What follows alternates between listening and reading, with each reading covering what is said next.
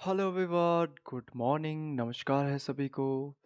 तो जो आज की जो वीडियो रहने वाली है वो हम डिस्कस करने वाले हैं एचपी विधानसभा क्लर्क का जो एग्ज़ाम हुआ क्लरिकल का 10 मई 2024 को उसका क्वेश्चन पेपर हम आज डिस्कस करने वाले हैं। ठीक है। तो आप आंसर ऑफिशियल आंसर की तो नहीं है ये, ठीक है, क्योंकि कल ही एग्ज़ाम हुआ है, अभी टाइम लगेगा ऑफिशियल आंसर की आने में। बट ये जो मैंने आंसर की बनाई है वो बिल्कुल सही सही है। तो आप मैच कर सकते हैं यहाँ से भी और अपने मार्क्स जो हैं वो आप काउंट कर सकते हैं, ठीक है।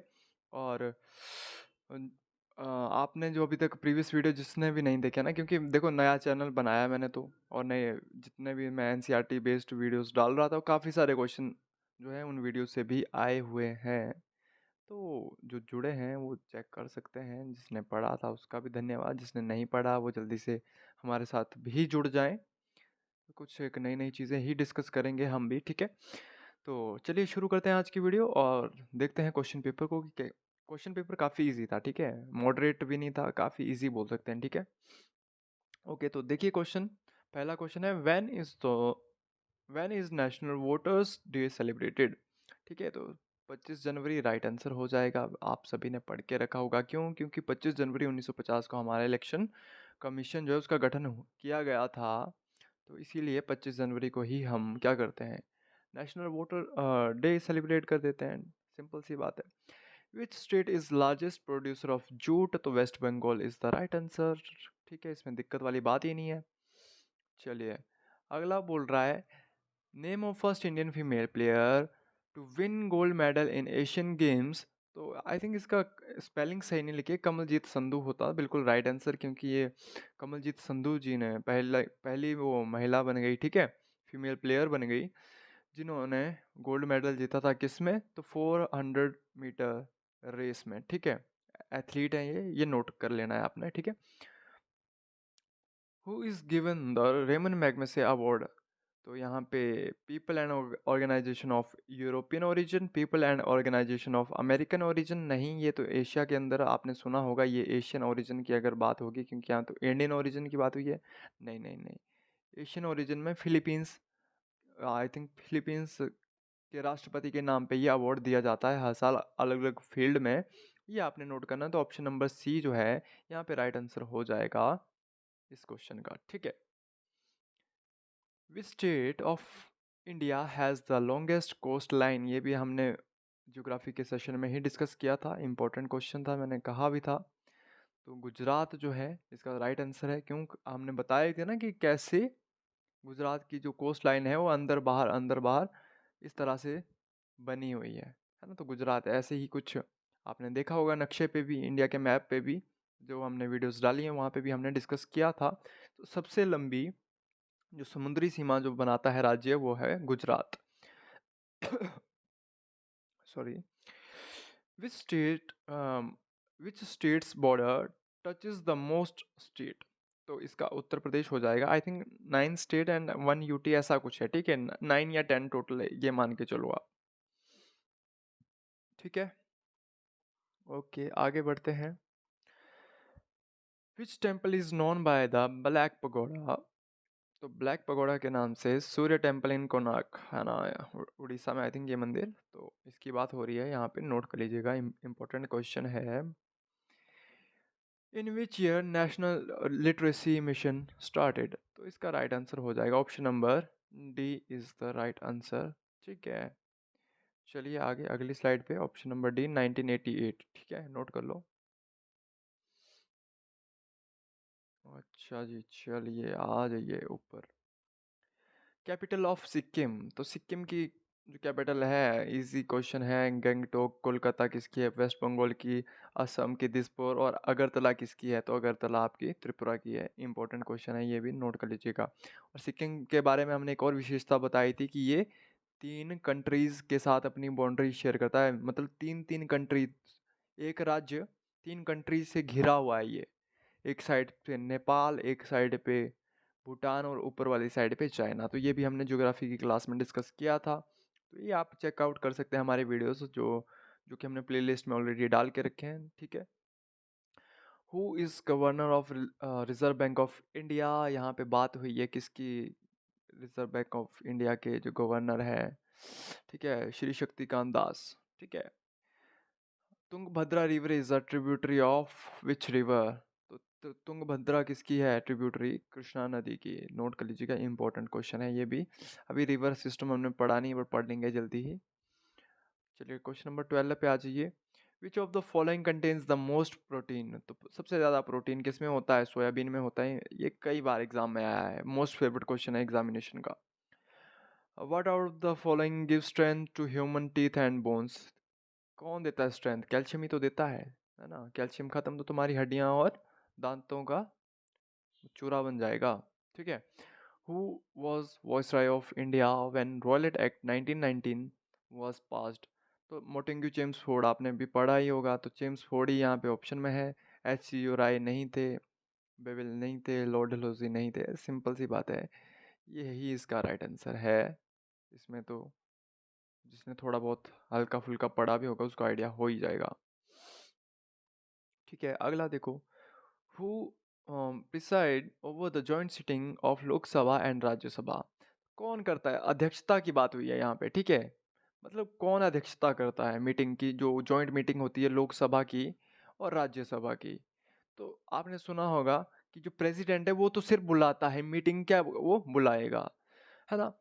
वाइस प्रेसिडेंट क्या इसकी अध्यक्षता करेगा? नहीं करेगा। कौन करता है? Speaker of Lok Sabha. Important question है, वेरी वेरी इंपॉर्टेंट, नोट कर लीजिएगा।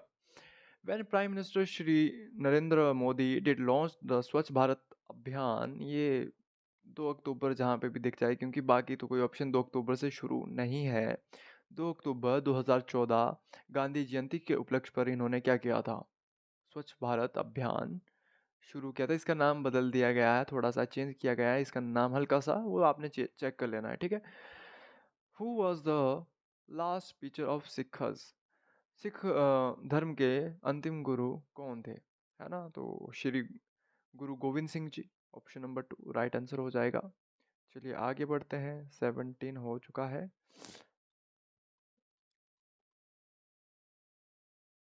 ठीक है, अगला क्वेश्चन देखिए। Who was the duty prime minister of India after independence? तो पहले उप मुख्यमंत्री कौन थे? उप प्रधानमंत्री, सॉरी मुख्यमंत्री बोल गया मैं, उप प्रधानमंत्री, प्राइम मिनिस्टर की बात हुई है, ठीक है। तो उप प्रधानमंत्री पहले थे हमारे सरदार वल्लभ भाई पटेल, और हमारे पहले प्रधानमंत्री तो आप सभी को पता ही है, ठीक है। तो इम्पोर्टेंट क्वेश्चन है, ये भी नोट करना है आपने। लौह पुरुष के नाम से हम इनको जानते हैं। Which of the following lakes in the hills near Rohtang? Bhrigu lake is the right answer, क्योंकि रोहतांग जो कि कुल्लू के नियर बाय भृगु लेक ही पड़ती है। तो एक ही ऑप्शन यहाँ पे दिख रहा है पराशर मंडी में, बाकी नाको किन्नौर में चलेगी, बहुत दूर चलेगी। सुखसर है नहीं, तो भृगु ही इसका राइट आंसर है, ठीक है, जहाँ तक मुझे लग रहा है। बाकी आप कमेंट बॉक्स में बता सकते हैं अगर आपको लगता है कि कोई क्वेश्चन मैं गलत बता रहा हूँ, क्योंकि ये ऑफिशियल आंसर की नहीं है, मैं फिर बता दे रहा हूँ ये चीज़। चलिए क्वेश्चन नंबर 20 की ओर बढ़ते हैं।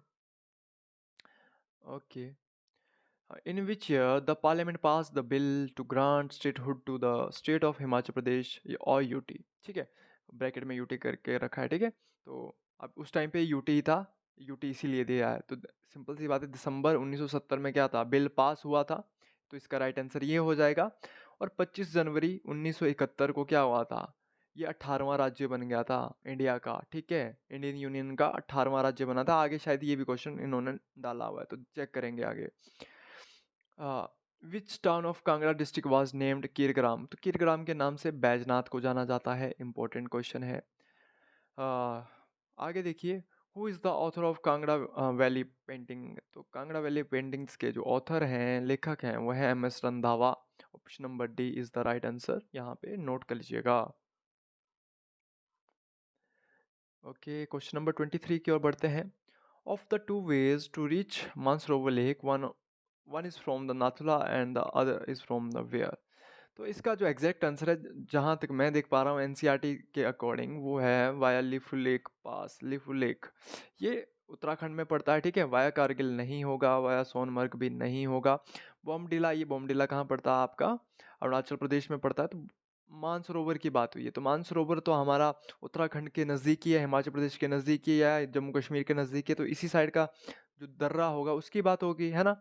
तो इसका जो एग्जैक्ट आंसर होगा वो है वाया लिपलेक पास, वो है आपका उत्तराखंड में। और ये भी हमने वीडियोस में डिस्कस किया था, जो कि हमने जो पासिस वाली वीडियो डाल डाल दी है, अपलोड कर दी है यूट्यूब पे इस एग्ज़ाम के 1 हफ्ता पहले ही, ठीक है? तो आपने चेक करना है वो। Who build the temple of शक्ति देवी इन चंबा डिस्ट्रिक्ट? चंबा डिस्ट्रिक्ट शक्ति देवी मंदिर जो है चंबा डिस्ट्रिक्ट में, ये किसने बनवाया था? बनवाया था श्री मेरू वर्मन में, है ना? चलिए, अच्छा यहाँ एक चीज़ और मैं बता दूँ, जो एनसीईआरटी के अकॉर्डिंग सिलेबस पढ़ना चाहते हैं, क्योंकि देखो मैंने लोगों को ज़्यादातर ऑब्जर्व किया है, वो पढ़ते हैं ल्यूसेंट, है ना? अच्छी बात है, वो कोई भी बुक पढ़ें, उससे मुझे कोई लेना देना नहीं है, बट खिचड़ी ज़्यादा हो जाती है कई बार जो आप पढ़ रहे हो ना, कई बार हम अननेसेसरी चीज़ें भी पढ़ जाते हैं।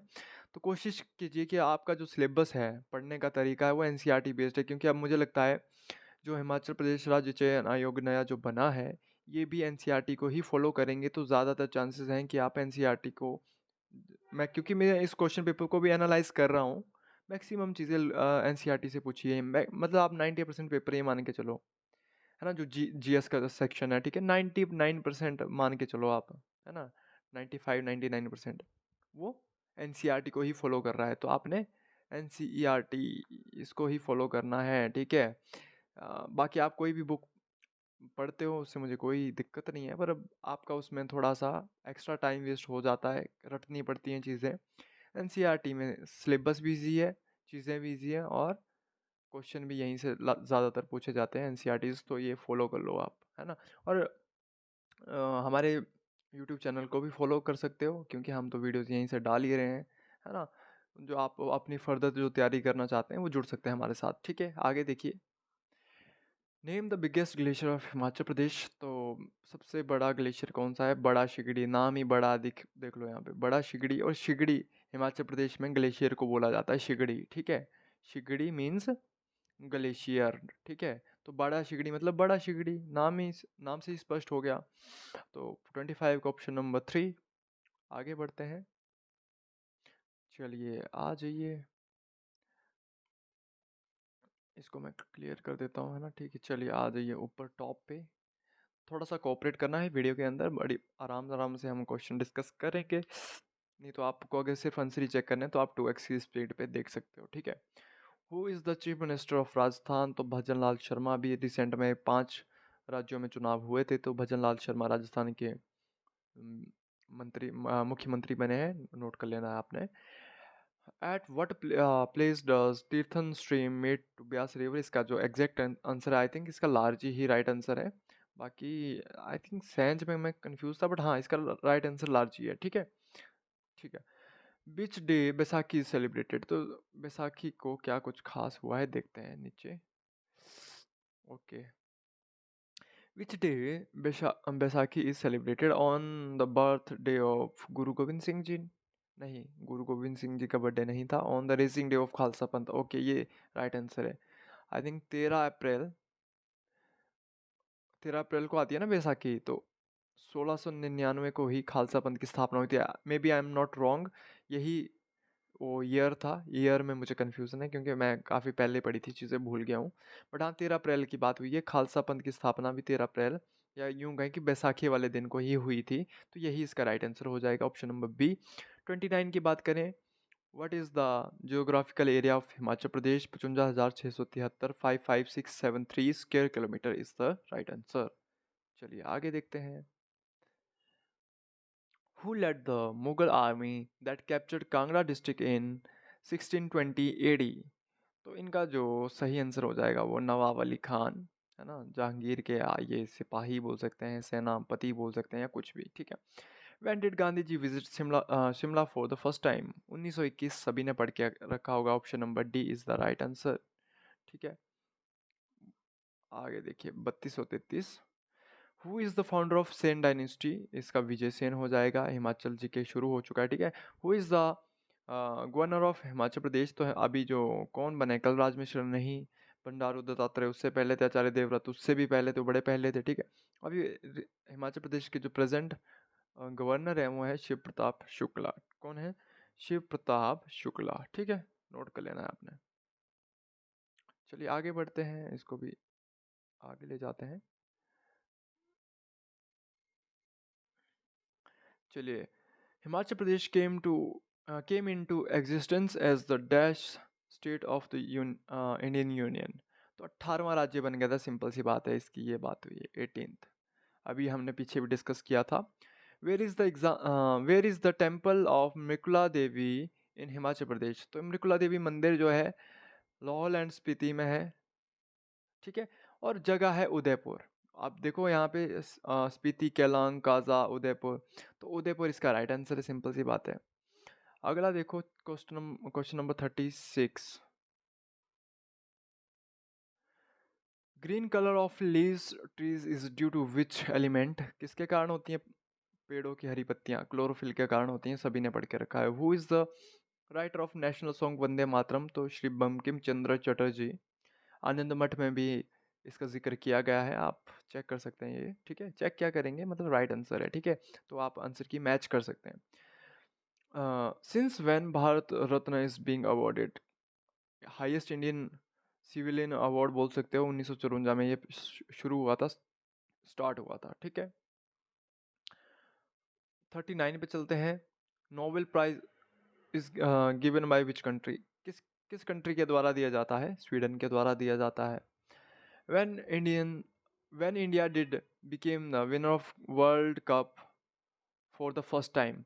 यहाँ पे क्रिकेट वर्ल्ड कप की बात हुई है, ठीक है, पूरा नहीं लिखा है, क्रिकेट वर्ल्ड कप माने क्रिकेट वर्ल्ड कप की बात हुई है। तो पहली बार भारत ने 1983 में जीता था, श्री कपिल देव जी की कप्तानी में, और 2011 में श्री MS धोनी जी क्या थे, कप्तान थे, थला फॉर अ रीजन, ठीक है। हाँ ठीक है, आजकल वो मीम चला है ना, ठीक है।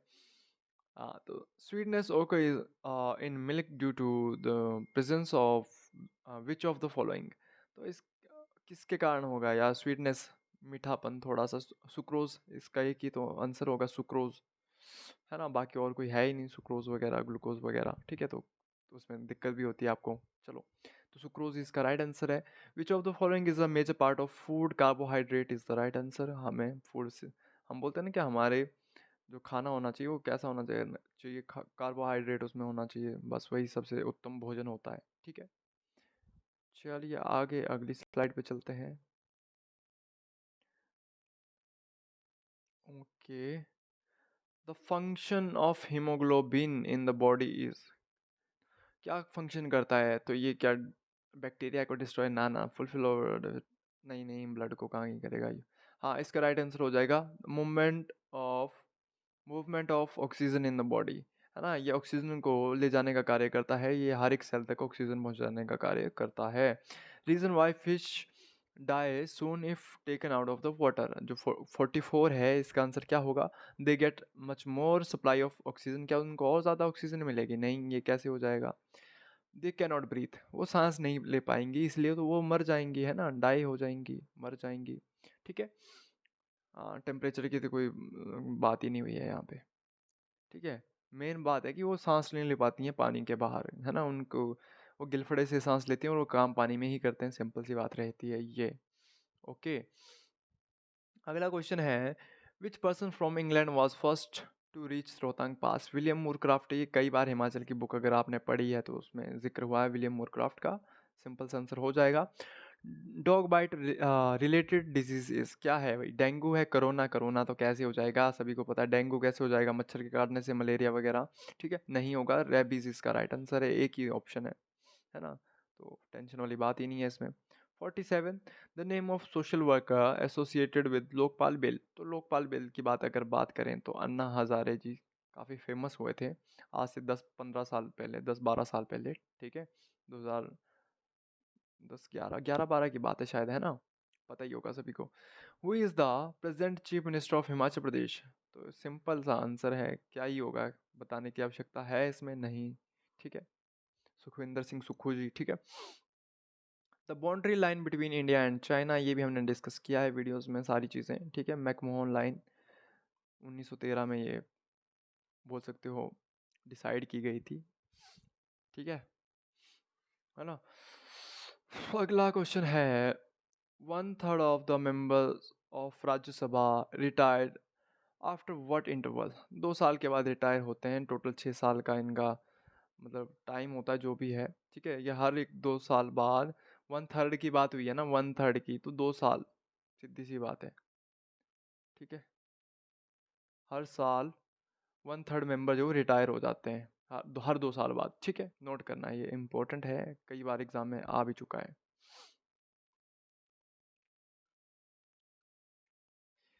Where is the headquarter of international court of justice, important है, द हेग, सभी ने पढ़ा होगा। Which commission has new name as NITI Aayog, तो प्लानिंग कमीशन इसका राइट आंसर हो जाएगा। योजना आयोग के स्थान पे नाम बदल के नीति आयोग किया गया था 1 जनवरी 2015, I think, may be I am not wrong. ठीक है, आपको पता होगा ये चीज़ तो। ठीक है, आगे बढ़ते हैं। Which of the following is use to make solar cells, तो इसका सिलिकॉन राइट आंसर हो जाएगा, ऑप्शन नंबर 1। आगे देखिए, Kanishka was the king of which dynasty, इसका कुषाण, ये आपने पढ़ा होगा। कनिष्क किनका राजा था? कुषाण का राजा था। ये जम्मू और अफगानिस्तान वाला एरिया में इनका जो एम्पायर हुआ करता था, ये आपने हिस्ट्री में पढ़ी होंगी सारी चीज़ें। In which year UNO came into existence, तो 1945 में बना था। वो जो वर्ल्ड वॉर ख़त्म हुई थी 1945 में, उस समय पे, है ना, अक्टूबर 1945, आई थिंक एग्जैक्ट 24 अक्टूबर या ऐसे समथिंग कुछ। ठीक है, तो आप वो चेक कर सकते हैं पूरा डेट अगर चेक करना चाहो तो। In which state Kalpakkam nuclear power plant is situated, तो इसका तमिलनाडु राइट आंसर हो जाएगा, option number D. To whom does the speaker of Lok Sabha addresses his resignation from his post, किसे देगा भैया बताओ, किसे देगा? वो अपना रेजिग्नेशन किसे देगा, है ना? तो प्रेसिडेंट को सीधा नहीं देता है, वो देता है deputy speaker of Lok Sabha. Deputy speaker of Lok Sabha इनको अपना वो क्या देगा, त्याग पत्र दे देगा। चलिए आगे देखिए, इंपॉर्टेंट है, नोट कर लीजिएगा, 57 क्वेश्चन मोस्ट इंपॉर्टेंट है यहाँ पे। वो from Himachal Pradesh is the recipient of Victoria cross in world war two की बात हुई है, तो भंडारी राम, श्री भंडारी राम यहाँ पे राइट आंसर हो जाएगा, ऑप्शन नंबर बी यहाँ पे राइट आंसर है। ठीक है, तो थोड़ा सा बचा, बस इसको भी डिस्कस कर लेते हैं फटाफट से, फिर हम हिंदी सेक्शन शुरू कर देंगे 2 क्वेश्चन के बाद। 58 तक हम पहुँच चुके हैं। ठीक है, थोड़ा सा पेशेंस बनाए रखें। Who was the first Indian actress to receive the Padma Shri award, इसका राइट आंसर हो जाएगा नरगिस दत्त। ठीक है, मोस्ट इंपॉर्टेंट क्वेश्चन है, इसको भी नोट करिएगा, कई बार एग्जाम में पूछा गया है। Which article of Indian constitution empowers the president of India to grant pardon, है ना, क्षमादान की शक्ति की जो बात हुई है, क्षमादान, है ना, ग्रांट पैराडन। ठीक है, तो इसका है 72, आर्टिकल 70, है ना, आर्टिकल ही पूछा है ना, तो आर्टिकल 72 में आपने सुना होगा कि राष्ट्रपति को कौन सी शक्ति दी गई है, क्षमादान की। वो किसी भी, मतलब जो होता है ना, किसी को कोई मान लो फांसी की सजा है, तो वो राष्ट्रपति ही बचा सकता है उसको, वो भी उसके बिहेवियर को देख के। तो आपने ये सारी चीज़ें पढ़ी होंगी पॉलिटिकल में, तो ये इंपॉर्टेंट है, नोट कर लीजिएगा। अच्छा चलिए, हिंदी, हमारा प्यारा हिंदी सेक्शन आ चुका है। जो धन का दुरुपयोग करता हो उसके लिए एक शब्द, तो इसके लिए आप व्यय, सिंपल सी बात है, मितव्ययी मत कर दीजिएगा। मितव्ययी का आई थिंक जो कम इस्तेमाल करे या कंजूसी से इस्तेमाल करे, आई थिंक ये उसके लिए होता है मितव्ययी। ठीक है, बाकी इसका जो सही आंसर है ना, जो ज़्यादा ही खर्चा कर देता है, दुरुपयोग कर देता है, वो अपव्ययी हो जाता है। ठीक है, आगे देखिए, किसान खेत में हल चला रहा है, तो हल चलाना क्या है इसमें? हल चलाना है इसमें क्या विशेषण है? नहीं। क्या कार्य है? नहीं। क्रिया विशेषण है? नहीं। इसका क्रिया हो जाएगा वर्ब, जिसे आप बोलते हो। क्रिया का मतलब है कोई काम हो रहा है, काम होना क्या होता है? क्रिया। ठीक है, तो कार्य तो होगा नहीं, कार्य तो हिंदी ग्रामर का कोई टॉपिक भी नहीं है। ठीक है, हिंदी ग्रामर की बात हुई तो कार्य क्या टॉपिक है? नहीं है, तो सिंपल सी बात है, ये तो कट जाएगा। विद्वान का सही परिवर्तन, लिंग परिवर्तन कीजिए, सही लिंग परिवर्तन करना है। स्पेलिंग्स यहाँ पे ये देखो, अशुद्ध वर्तनी का क्वेश्चन है बस। यहाँ पे आपको ऑप्शन सारे एक जैसे मिलेंगे, चारों बहनें एक जैसी, तो आपका दिल किस पे आए? क्या इस पे आए ना, इस पे आए ना, ये तो होता ही नहीं है। यहाँ पे स्पेलिंग ये नहीं होती है। विदुषी, यही इसका राइट आंसर होता है, विदुषी, ऑप्शन नंबर डी। ठीक है, 8 आंसू रोना, फुट फुट कर रोना, हाँ मे भी हो सकता है। फट फट कर रोना, फट फट क्या फट गया वो? रोते रहना क्या जिंदगी भर रोते रहेगा? नहीं तो। चुप होकर रोना, चुप होकर कौन रोता भाई? थोड़ी सी आवाज़ सुनने के लिए आती है। ठीक है? हाँ, वो जो तुम रज़ाई और कंबल के नीचे जो रोते हो रात को, वो उसकी बात नहीं हुई है, ठीक है? फूट-फूट कर रोना इसका राइट आंसर हो जाएगा यहाँ पे 64 का, ठीक है? दास का पर्यायवाची किंकर हो जाएगा, क्योंकि बाकी तो कोई है ही नहीं, भक्त नहीं होता है। भक्त बोलते हो क्या दास को? नहीं, किंकर बोलते हैं। सही आंसर किंकर हो जाएगा, ठीक है? यहाँ पे राइट आंसर।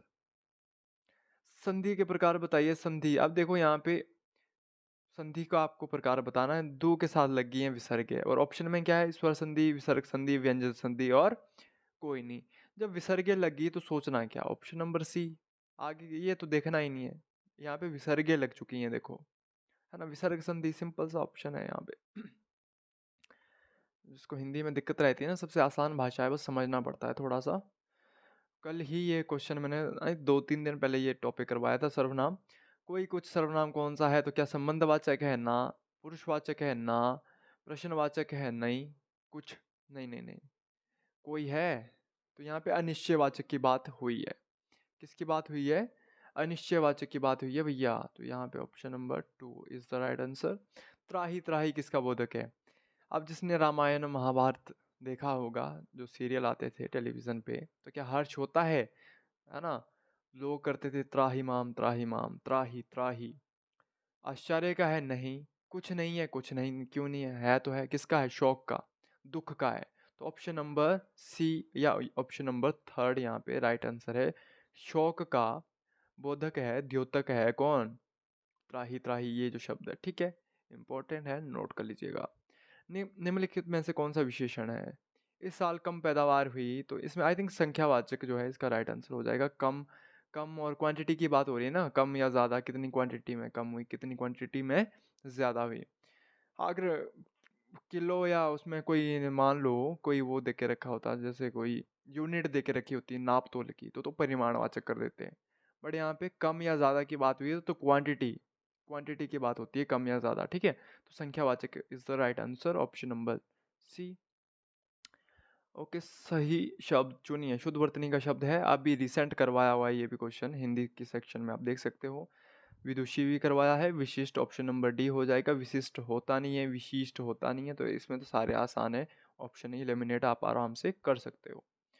सर्वथा भिन्न शब्द है ये। एचपी पुलिस 2022 आई थिंक, है ना? 22 में हुई थी या नहीं? 22 में कहाँ, हाँ 21-22 में जो एग्ज़ाम हुआ था, जो भी है, ठीक है, आपको याद ही होगा, वहाँ से लिया। तो इसका आई थिंक चुपचाप इसका राइट आंसर है।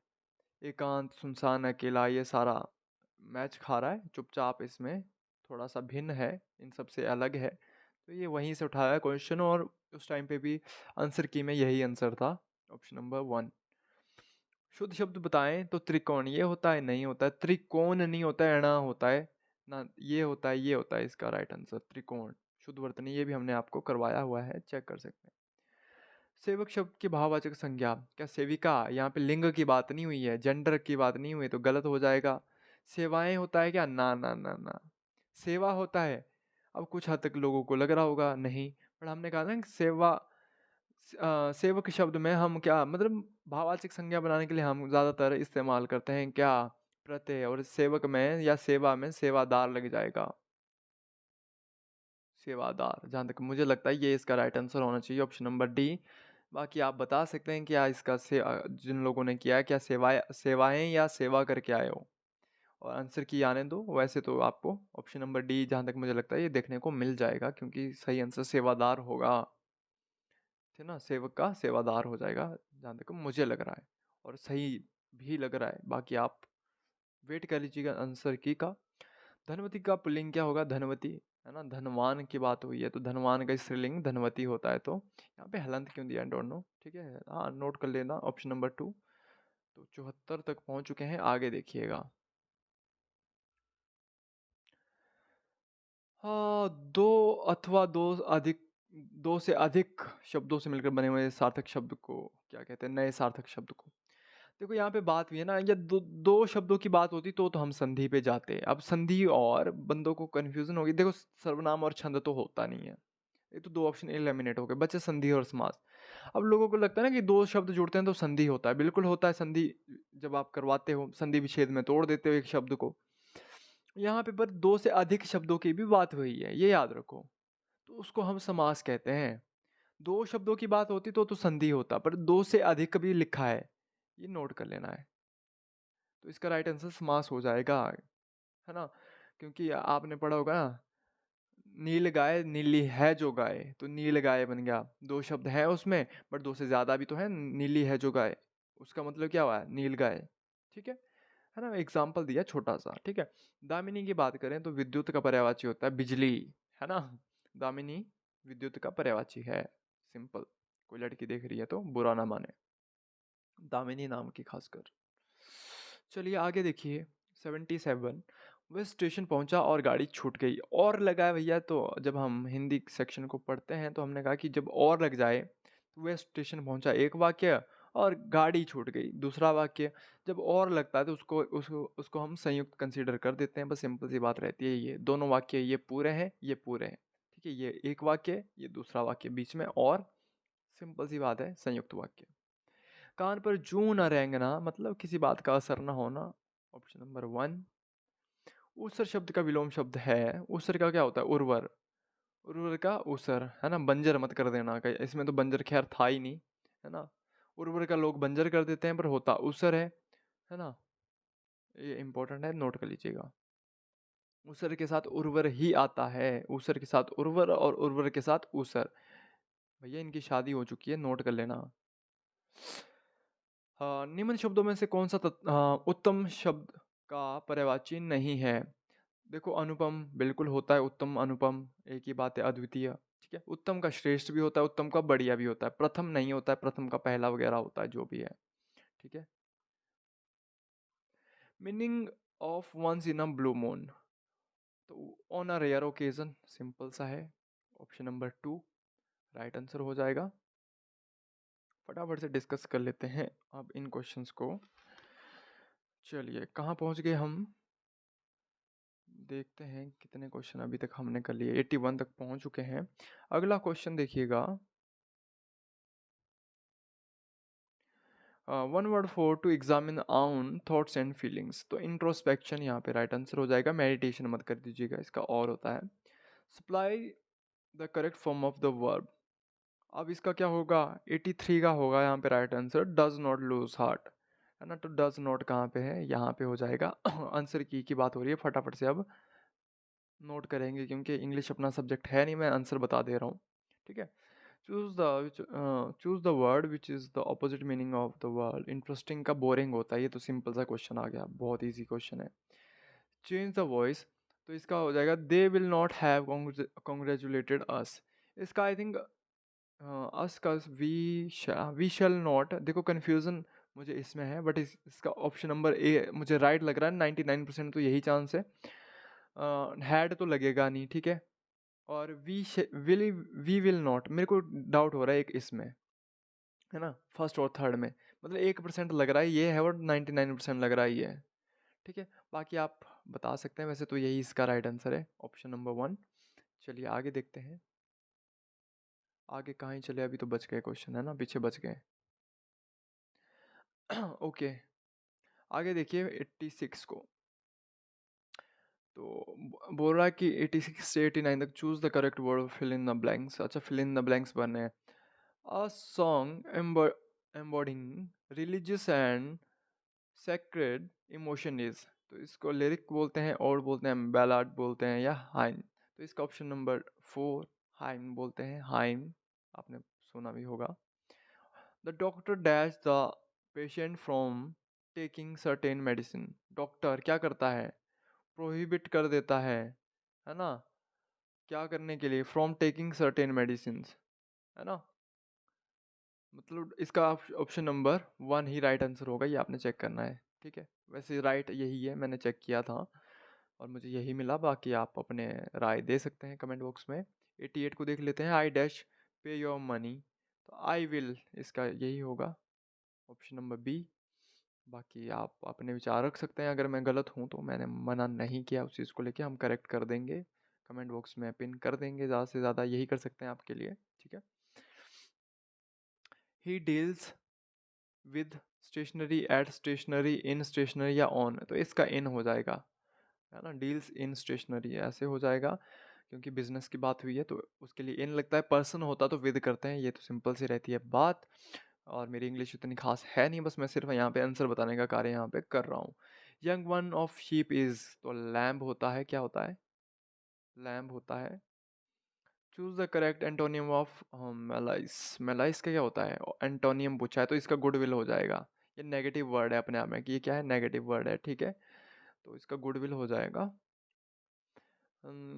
Choose the word that spelled correctly from the given alternative. इसमें से राइट स्पेलिंग कौन सी होगी, 92 का होगा DECEIVE, ऑप्शन नंबर 2, DECE होता है, DECE, हाँ यही ऑप्शन नंबर 2 राइट है। बाकी तो कोई स्पेलिंग है नहीं, DECI है, DICE है, DICE, तो ये तो है नहीं। ऑप्शन नंबर 2 राइट आंसर है यहाँ पे। आगे देखिएगा, डिसीव के बाद आ जाइए 93 पे। बोल रहा है choose the correct opposite. Underline की बात हुई, यहाँ पे अंडरलाइन देखो कुछ नहीं दिख रहा होगा, तो यहाँ पे अनविलिंग का हो जाएगा 93 का, क्योंकि यहाँ पे अंडरलाइन ही है। तो जहाँ तक मैं ऑप्शन को देख रहा हूँ, मैंने क्वेश्चन पेपर खुद नहीं देखा, मैंने इंटरनेट से लिया, तो इसका ऑप्शन नंबर ए हो जाएगा अनविलिंग के लिए। His appearance on the feeble के लिए यहाँ पे क्या हो जाएगा, यहाँ पे अंडरलाइन हम अपने से कर देते हैं, तो 94 के लिए क्या हो जाएगा, रोबस्ट, ये रोबस्ट, ये इसको नोट कर लेना। The correct meaning to the across, अच्छा, कम, टू कम अक्रॉस, इसका क्या हो जाएगा, इसका हो जाएगा टू मीट विद, किसी के साथ में जब मिलते हैं तो बोलते हैं टू कम अक्रॉस। ये तो बिल्कुल करेक्ट है।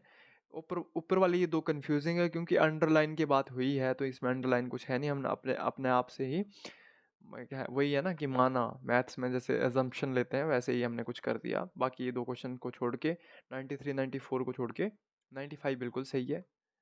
आगे देखिए, 96 की बात हुई है, यहाँ पे आपको ब्रैकेट में भी दे के रखा है, इससे ही चुनना है हमने राइट आंसर। वर्ब की बात हुई है, हर लाइफ इज डैश, तो प्राइसलेस होती है, अनमोल, कीमती, है ना। 96 हो गया, बचे हैं 4 क्वेश्चन और उनको भी देख लो फटाफट से, भैया आगे बढ़ जा।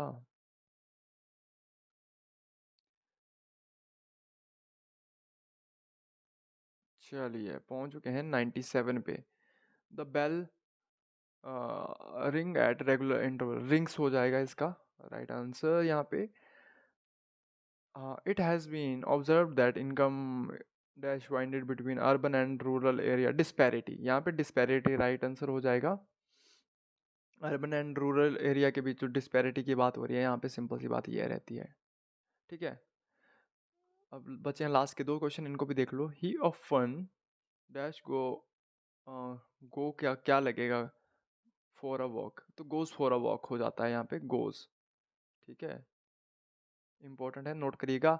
अमेरिका वॉज डिस्कवर्ड नहीं होगा, जहाँ तक मुझे लग रहा है, हैड बीन तो होगा ही नहीं, इस कहाँ से आ जाएगा, अमेरिका डिस्कवर्ड बाय कोलंबस, ये इसका राइट आंसर हो जाएगा, सेकंड फॉर्म आएगी सीधा सीधा, तो ऑप्शन नंबर डी यहाँ पे सही आंसर हो जाएगा। यहाँ पे 2, option number B right answer है और यहाँ पे जो ऊपर क्वेश्चन था इसका सी राइट आंसर है, ठीक है।